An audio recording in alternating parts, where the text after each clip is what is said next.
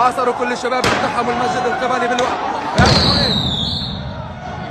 شفنا اقصى مخطوط وقنابل فوق.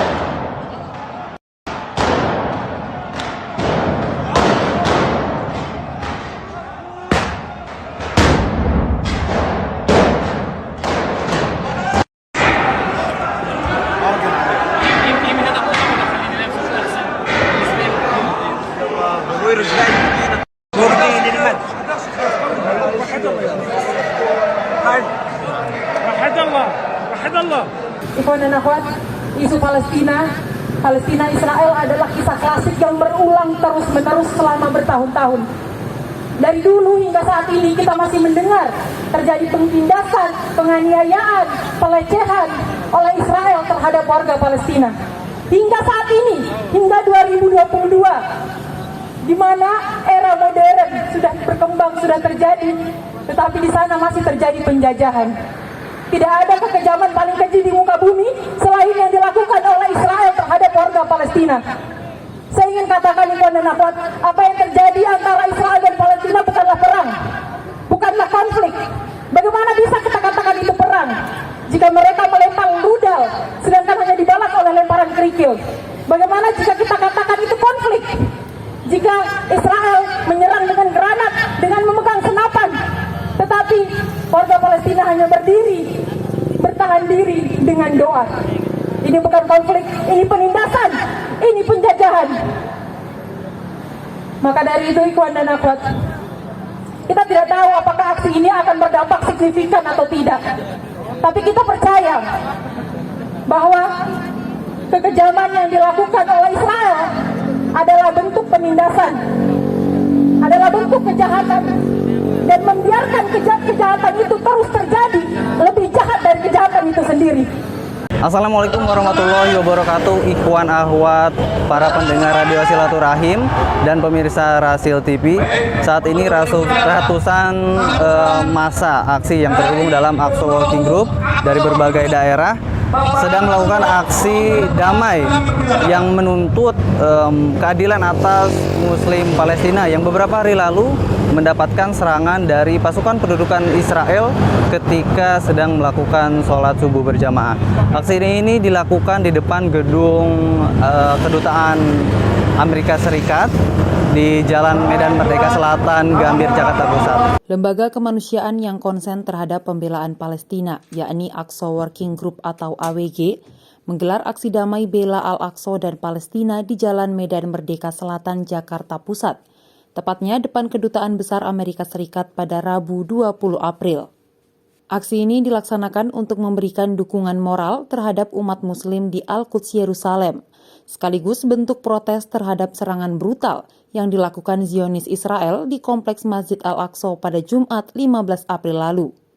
Aksi yang diikuti oleh jamaah muslimin Hizbullah dari berbagai daerah, seperti Jabodetabek, Sukabumi, hingga Lampung ini membawa beberapa poin pernyataan sikap. Termonitor dari aksi ini terlaksana yakni sekitar kurang lebih 500 orang, 500 jamaah, yakni jamaah berada dari Lampung, dari Jakarta, dan juga dari Jawa Barat. Peserta baik itu muslimin dan muslimat kurang lebih ada 500 orang. Antara lain menuntut Amerika, Eropa, dan semua sekutunya untuk berhenti bersikap hipokrit yang menghukum keras invasi Rusia terhadap Ukraina, tetapi membisu terhadap penjajahan Zionis Israel di Palestina, bahkan menjadi sponsor atas penjajahan itu.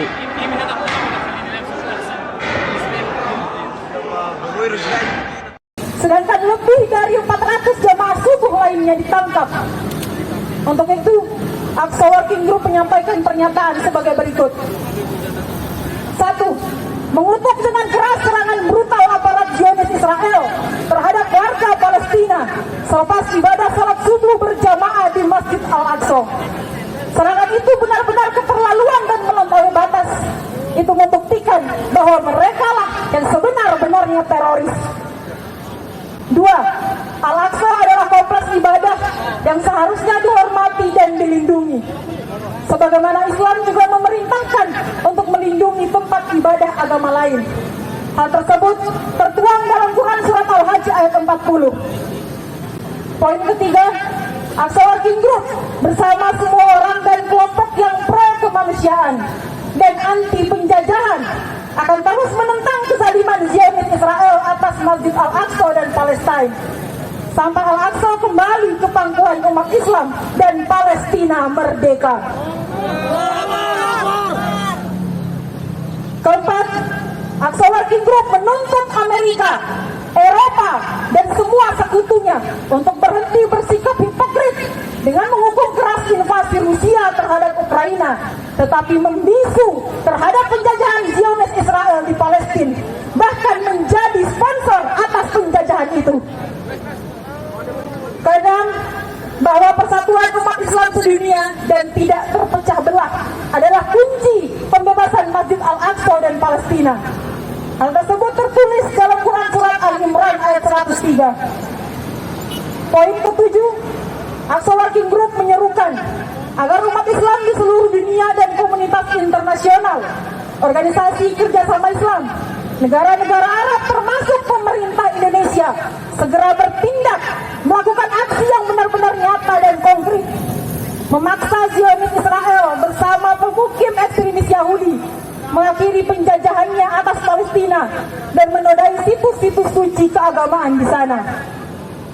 Poin ke-8, bagi semua pihak di mana saja, khususnya di Indonesia yang mendukung atau bersimpati kepada Zionis, pada hakikatnya adalah mendukung ketidakadilan, pelanggaran hak asasi manusia, dan melawan konstitusi Undang-Undang Dasar 1945 yang secara tegas menentang adanya penjajahan di muka bumi.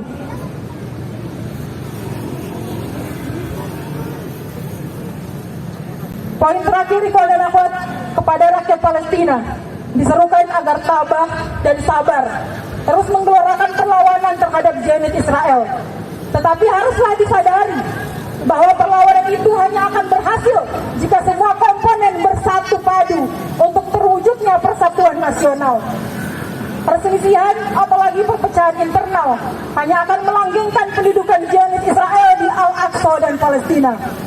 Demikian pernyataan sikap yang disampaikan. Semoga Allah Ta'ala meridhoi dan memudahkan usaha kita. Allahu Akbar! Allahu Akbar! Al-Aqsa! Al-Aqsa! Allahu Akbar!